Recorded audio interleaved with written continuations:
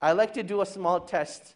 And this test is to see how you react to the qadr of Allah subhanahu wa ta'ala. And this test is called the driving test.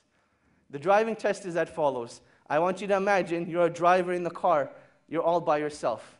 You've parallel parked your car and you're reversing out.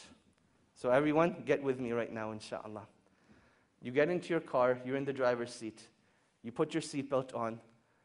You look into the rear view mirror and there's nothing there. You look into the passenger side mirror and there's nothing there. You put your foot on the clutch, you put it in reverse, and you're slowly, slowly, slowly backing out. Boom! You just hit something. What was the first word that came to your mouth? For a lot of people, it's a 4-letter word that they wouldn't say in front of their parents. But the reality of this situation is, imagine if you died on that word. Imagine if you died on that word. It was a truck, it came and hit you, and Allah subhanahu wa ta'ala decided to take you away at that time.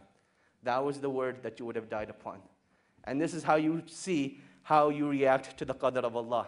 This is just a make-believe test that we're doing in the masjid, far from reality. But it happens. People cross the street every day, they get hit by a car. People are driving, they get hit by trucks. People go to sleep at night, and they just pass away. So you always want to pay attention very closely to what the last action that you do is. If you have the ability to remember Allah subhanahu wa ta'ala, then that is what you want to strive for. So that was the test. How do you react to the qadr of Allah? You now know where you stand.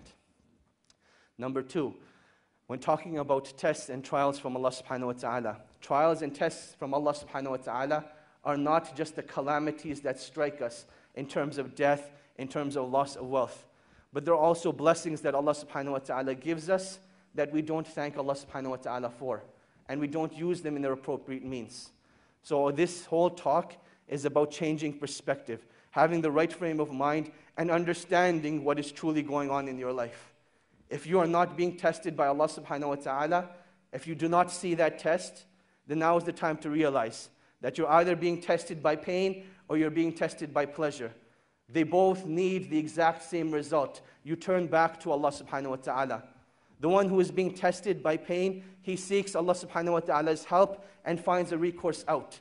The one who is being tested by pleasure, he thanks Allah subhanahu wa ta'ala for those blessings, and he uses those blessings to get closer to Allah subhanahu wa ta'ala.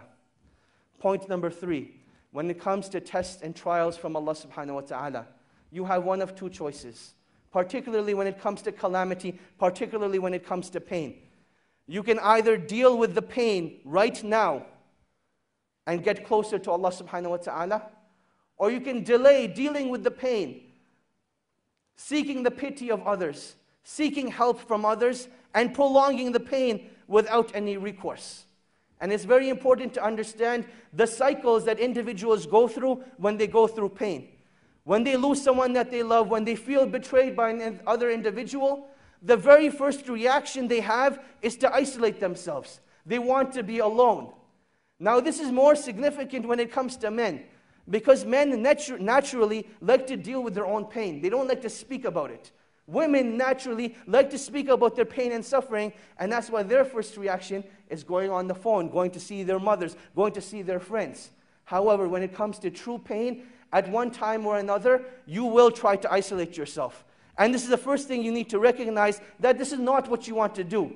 This is not a natural reaction, but rather it is shaitan telling you that you will feel better when you're alone, because you're the only one that understands what you're going through. It is a deception from shaitan.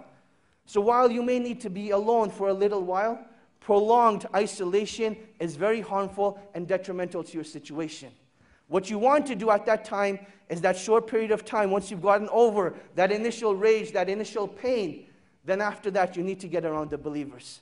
You need to get around people who are going to remind you of Allah subhanahu wa ta'ala.